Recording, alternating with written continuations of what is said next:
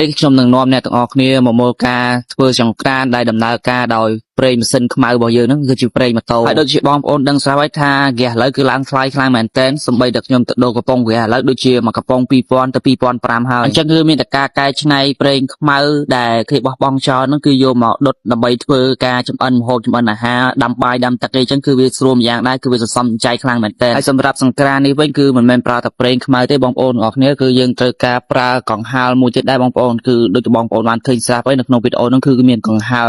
ទូចមួយគឺកង្ហាលផ្លុំខ្យល់អញ្ចឹងដើម្បីធ្វើឲ្យភ្លើងហ្នឹងគឺវាឆេះល្អហើយដំបូងគឺយើងគ្រាន់តែប្រហូរប្រេងចូលរួចហើយយើងធ្វើការដុតกระดาษចូលទៅហើយពេលវាឆេះกระดาษហ្នឹងទៅគឺយើងញុកវាឲ្យយើងមានភ្លើងតិចមកយើងគ្រាន់តែរំបើកកង្ហាលហ្នឹងមកគឺភ្លើងវាឆេះល្អបងប្អូនទាំងអស់គ្នាហើយគឺនេះវិញគឺខ្ញុំធ្វើការតេស្តស្ងោរខ្យងអញ្ចឹងបងប្អូនទាំងអស់គ្នាហើយភ្លើងនេះគឺអែមខ្លាំងមែនទែនសម្រាប់ស្ងោរខ្យងនេះគឺស្ងោរតែមួយផ្លែបងប្អូនទាំងអស់គ្នាទឹកពុះចង់